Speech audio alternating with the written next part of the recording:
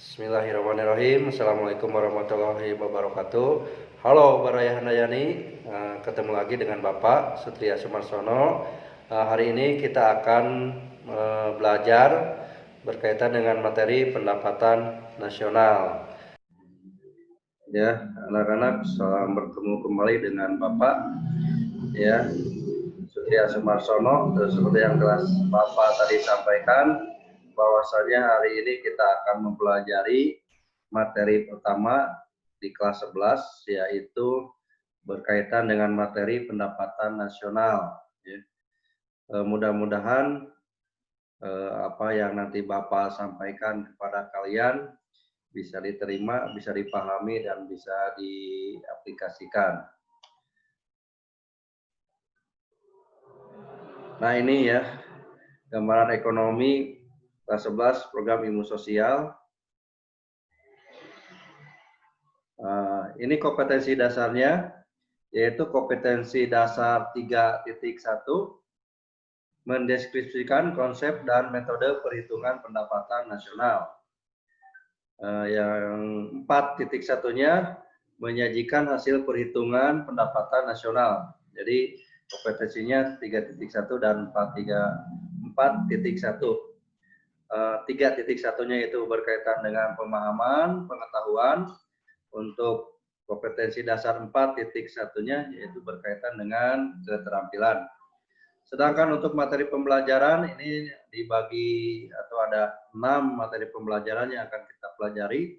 Pertama, pengertian pendapatan nasional. Kedua, manfaat pendapatan nasional.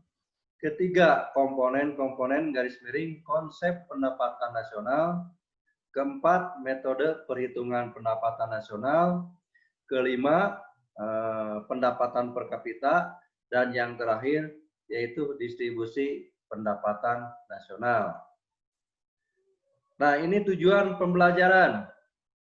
Jadi diharapkan setelah kalian mengikuti kegiatan pembelajaran ini, kalian dapat satu, menjelaskan apa itu pengertian pendapatan nasional. Kedua, kalian bisa mengidentifikasi manfaat perhitungan pendapatan nasional. Ketiga, kalian bisa menjelaskan cara atau urutan perhitungan pendapatan nasional. Keempat, kalian bisa mendeskripsikan konsep PDB, PNB, PNN, PI, dan pendapatan disposable atau disposable income, dan PDRB. Selanjutnya kita langsung ke materi yang pertama, yaitu pengertian pendapatan nasional. Di sini disampaikan bahwa pendapatan nasional adalah sejumlah uang yang diterima oleh seseorang atau perusahaan dari aktivitas yang dilakukannya. Ini pendapatan ini bisa dalam bentuk gaji, upah, sewa, dan laba. Dalam lingkup yang lebih luas, yaitu sebuah negara, bahwa pendapatan dapat diartikan sebagai jumlah seluruh pendapatan yang diterima oleh masyarakat dalam suatu negara selama 1 tahun. Itu gambaran pengertian pendapatan nasional. Adapun kalian misalkan mempunyai pengertian yang lain, itu boleh ya. Silakan saja.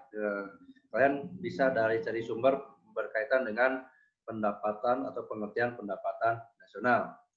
Baik, setelah kita mengetahui pengertian pendapatan nasional, kita lanjutkan ke ini ya. 2, manfaat pendapatan nasional. Ini ada banyak manfaat pendapatan nasional, cuma di sini Bapak hanya memberikan 4 saja yang pokoknya, yaitu di sini beberapa manfaatnya. 1, mengetahui struktur perekonomian suatu negara. Kedua, mengetahui perkembangan perekonomian dari tahun ke tahun. Ketiga, untuk membandingkan perekonomian antar negara. Keempat, pedoman bagi pemerintah untuk mengambil kebijakan yang berkaitan dengan pembangunan ekonomi nasional. Adapun manfaat yang lainnya bisa kalian cari, bisa di buku sumber, bisa juga di internet, dan itu bisa ditambahkan kepada manfaat pendapatan nasional.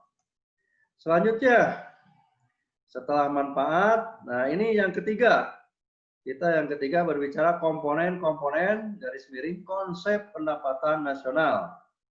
Ini ada satu, atau yang pertama yang disebut GDP atau Gross Domestic Product, atau dalam bahasa Indonesianya disebut PDB, Produk Domestik Bruto.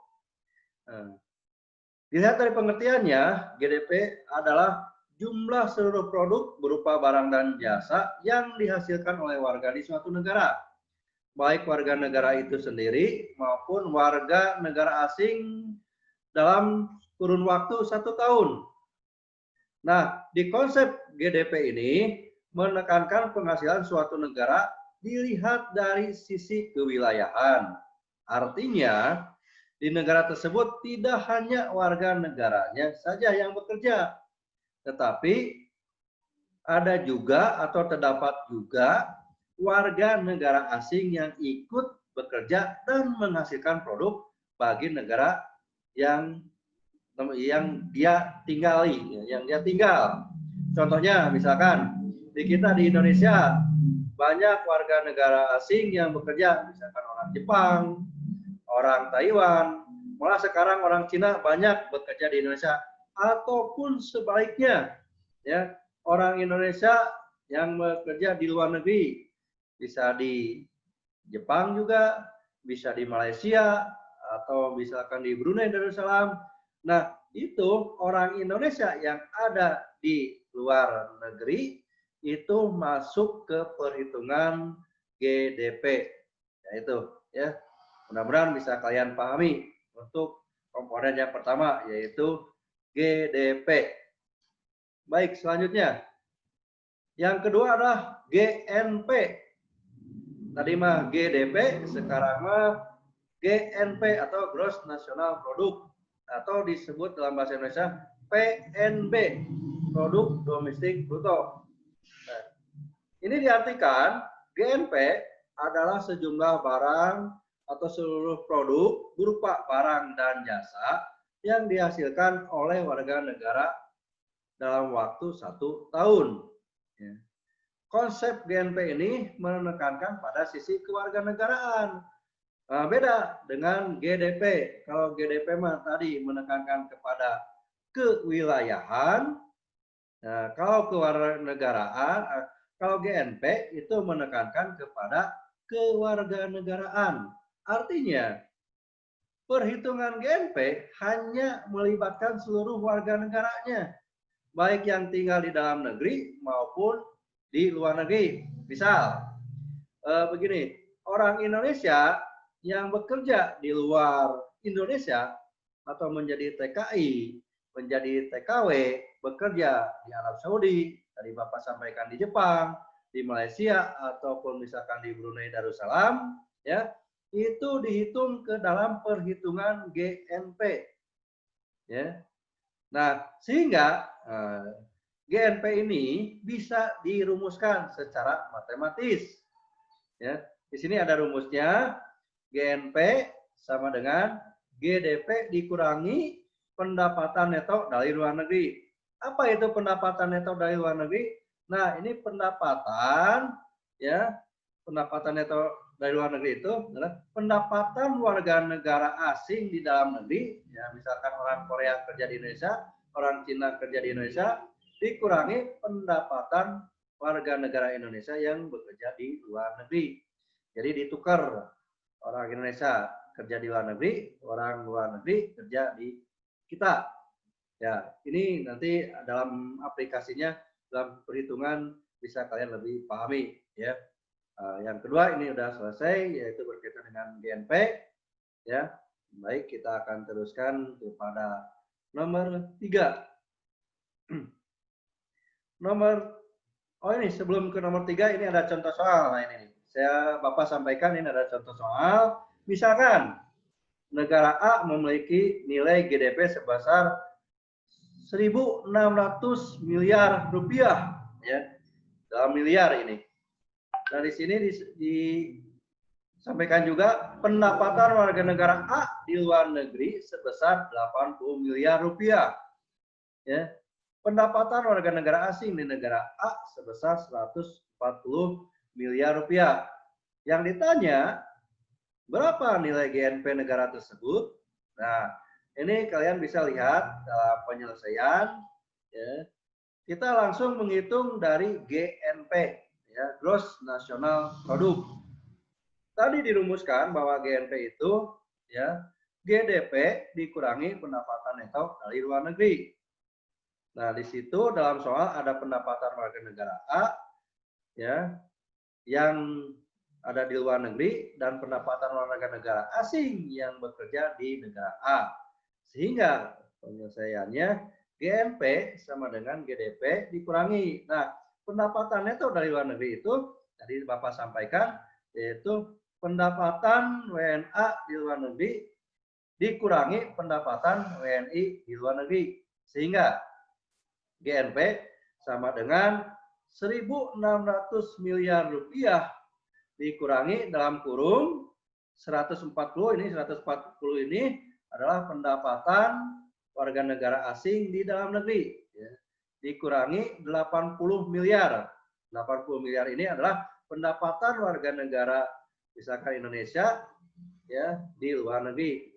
Nah, setelah itu GNP, ya, di ini dulu yang di dalam kurungnya nih kalian kurangkan dulu. 140 dikurangi 80 didapat hasil 60, ya, sehingga GNP 1.600 miliar rupiah dikurangi 60 miliar rupiah. Nah, sehingga hasil dari GNP tersebut adalah 1.540 miliar rupiah. Ya, itu gambaran untuk contoh soal menghitung GNP. Harapan Bapak mudah-mudahan kalian bisa memahaminya. Nanti bisa kalian tanyakan setelah ini selesai ya pembelajarannya. Baik, kita teruskan dulu. Ya. Yang ketiga, NNP. NNP ini adalah Net National Product atau dalam bahasa Indonesianya PNN. Ya, dalam kurung Produk Nasional Neto. NNP ini diartikan adalah hasil dari produksi yang dihasilkan oleh suatu negara setelah dikurangi penyusutan barang modal, ya, atau penyusutan modal. Ini rumus matematisnya, ya, di bawah ini ada NNP sama dengan GNP dikurangi penyusutan. Ya. Ini tidak ada contoh soalnya. Marilah kita teruskan ke nomor 4. Ya. Nah, ini nomor 4.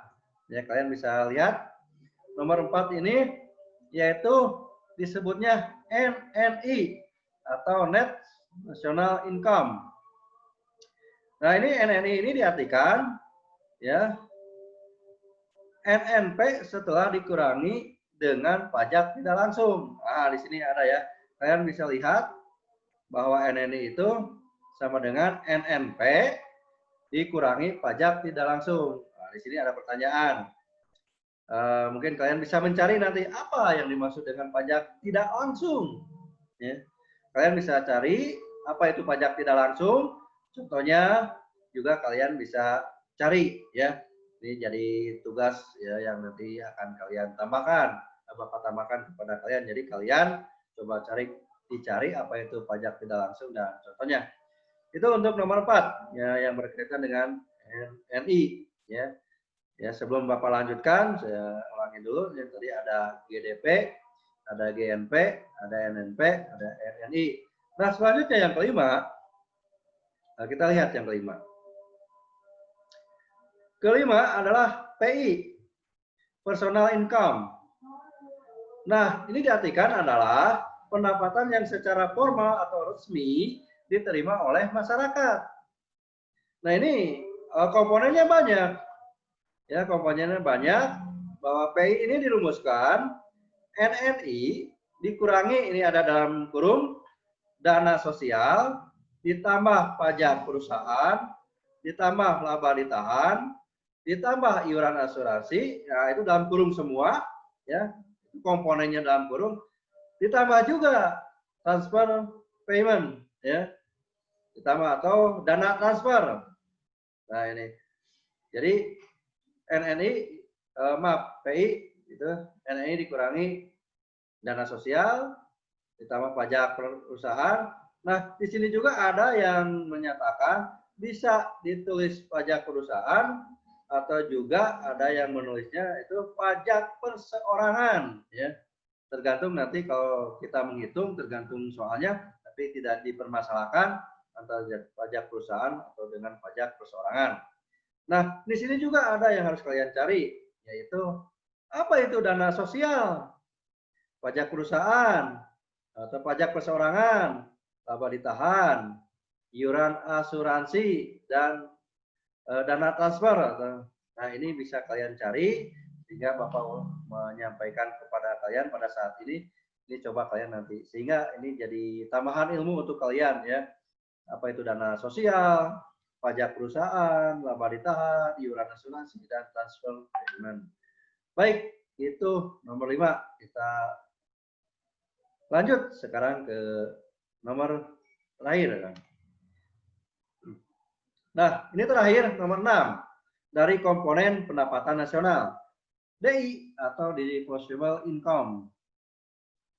DI adalah pendapatan yang benar-benar diterima oleh masyarakat dan siap untuk dibelanjakan, dan selebihnya menjadi tabungan yang disalurkan menjadi investasi. Ya, itu ya. Ini dirumuskan secara matematis bahwa DI sama dengan PI dikurangi pajak langsung, ya. Nah, kalau sebelumnya Bapak menanyakan kepada kalian apa itu pajak tidak langsung. Nah, sekarang di DI ada pajak langsung. Apa itu pajak langsung dan apa contohnya? Nah, bisa kalian cari sendiri nanti di buku sumber atau juga kalian mencarinya di internet, ya. Banyak itu. Oke, kita akan teruskan.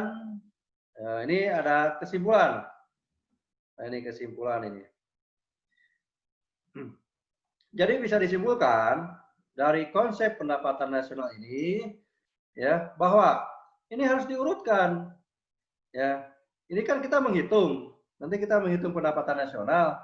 Nah, ini tidak bisa, kalau kalian istilah tidak bisa dicekcok lah gitu, ya. Jadi tidak bisa misalkan kalian ngerjakan dulu PI, ngerjakan dulu DI. Nah, ini nggak bisa.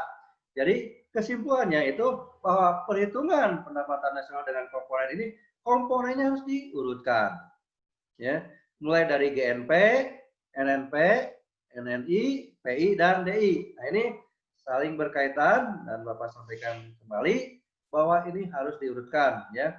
Nah, ini di sini disampaikan, jadi semua komponen untuk menentukan masing-masing konsep pendapatan nasional adalah dikurangi. Nah, tadi sudah, ya. Maksudnya dikurangi di sini adalah mencari GNP. GDP dikurangi pendapatan neto dari luar negeri itu dikurangi. NNP, nah itu GNP dikurangi penyusutan. Mencari NNI, yaitu NNP dikurangi pajak tidak langsung. Dan mencari PI, nah kecuali di PI itu NNI dikurangi dulu kan dari yang dalam kurung itu ada dana sosial, ada pajak perusahaan, ada laba ditahan, dan ada iuran asuransi. Nah, NNI dikurangi yang tadi itu ditambah, ya, dana transfer. DI juga ini yang terakhir adalah PI dikurangi pajak langsung, ya. Itu gambaran berkaitan dengan tadi, pertama pengertian pendapatan nasional, kedua manfaat pendapatan nasional, ketiga komponen-komponen pendapatan nasional. Sehingga, ya, Bapak hari ini telah menyampaikan 3 materi pembelajaran yang mana, ya, untuk komponen pendapatan nasional itu ada 5 komponen atau ada 5 konsep, ya. Bapak ingatkan kembali, pertama ada GNP, ada NNP, ada NNI, ada PI, dan DI. Itu mungkin yang Bapak bisa sampaikan. Harapannya mudah-mudahan kalian bisa memahami, mengerti, ya. Dan nanti kita dalam aplikasinya mudah-mudahan kalian bisa mengerjakan latihan soal yang nanti Bapak berikan. Terima kasih pertemuan hari ini. Assalamualaikum warahmatullahi wabarakatuh. Alhamdulillah, pembelajaran berkaitan dengan materi pendapatan nasional kita telah selesai. Pertemuan berikutnya kita akan mempelajari metode perhitungan pendapatan nasional dengan beberapa pendekatan. Salam Baraya Handayani.